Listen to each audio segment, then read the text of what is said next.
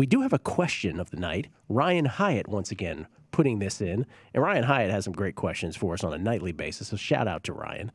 He said, now that in-game betting is available, how has that changed how you approach a pre-flop bet? By the way, you owe me 5 cents on that, Ryan. What do you not bet now that you used to bet before a game starts? You want to take that one first? I'm going to read it for myself. Okay. Since it's a multi-part question. I'll answer for me. So the first part of this, now that in-game betting is available, how has that changed how you approach a pre-flop bet? What do you not bet now that you used to bet before a game starts? For me, the first thing that leaps to mind here is college football.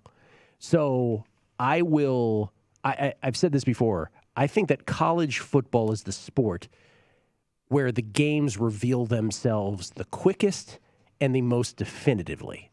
So you can tell in college football, and you don't have to really do anything but sort of know this intuitively, that you can tell when a team is vastly superior to another in college football quicker than you can in any other sport. You can tell when 1 million points are going to be scored in college football quicker than you can in any other sport, NFL included.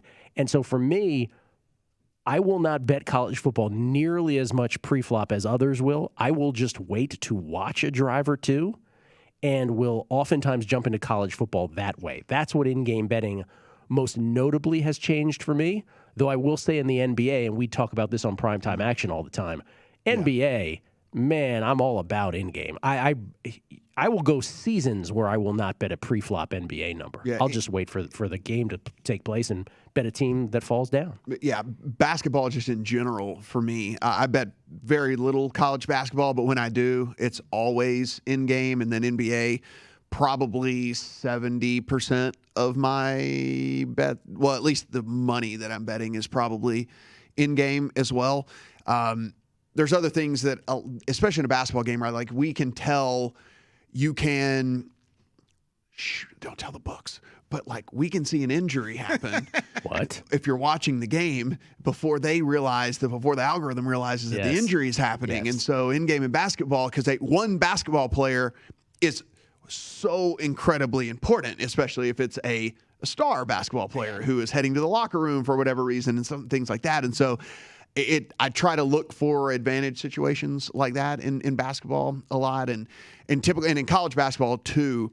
A lot of times, like Gill's even saying in college football, but in college basketball for sure, what you can tell when a team basically has given up mentally, and you can just then at that point just destroy that. And that's and you do have to watch the tennis matches. And then again, I understand a lot of people's schedules because of the way tennis is a global sport and it's a lot of times taking place in other countries and stuff. But if you do have a TV on during the day and you are watching some of these, tennis matches and stuff as well, you can watch someone get, tweak an ankle.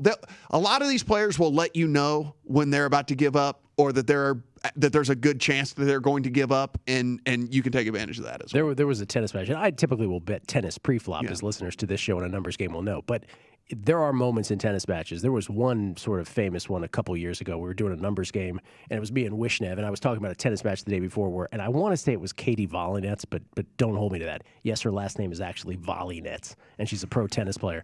How's Tennis Sandgren? But she just, Tennis Sandgren being another. She just all of a sudden in some match, you knew she could never convert another serve for the rest of the match. So she had the yips about it for the rest.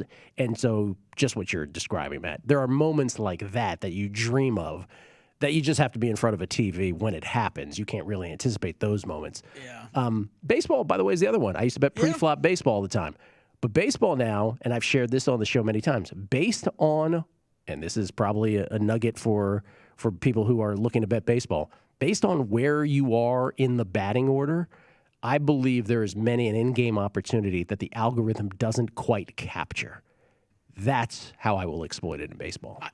Baseball is not something I really have bet heavily for the past 5 years or whatever. It's basically, that's all I do now, Gill. Really, a lot we talk through on this show. It's really that in the way that you just talked about it, too. NBA has been interesting, I guess, for me, because that is something.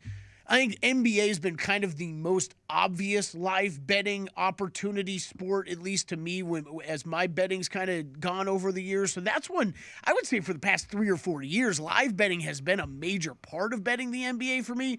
You talked percentages before, Matt. It was probably 4 years ago was 50-50 live versus pregame. It's probably a little bit more live now, probably 60-40 live for me as far as NBA. I would say, though, college basketball and college football, two sports I don't bet a ton of. I just, for live betting on that, it's, like what did Pete Futak say a couple weeks ago here on the show? Just that he's a Power 5 guy, you know what I mean? When you look at those matchups, yeah, it's those, like, I always use Gonzaga as the perfect example. Gonzaga playing a conference basketball game, they fall behind in that first half. It's like an auto live bet on Gonzaga to me, because it's obviously that's not a Power 5 team I'm talking about, but the talent difference at a program like Gonzaga versus everybody else in the WCC is like not even close. So those are the ones I really look for opportunities, both in college basketball and in college football, for the same reasons. And yet there are sports like tennis for me, like perhaps golf for you guys, where most of your betting is still pre-flop.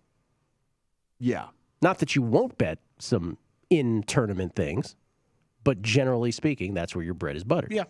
So, yeah. And by the way, this is not gospel. This doesn't have to be the way that you bet it, but just for us, that's how we end up betting things. Until they get real in-game golf, though. When they get real in-game golf. Oh, it's going to be dangerous. Oh, boy. You're gonna have to prevent yourself from making 1,000 wagers. I was going to say, we already have enough crazy swing weeks between Matt and myself. Like, each week it seems like there's one of us like, oh, this huge bet might hit or whatever, or not at all. But, yeah, when the in-game options come about, it's going to be a million bets that we're sweating.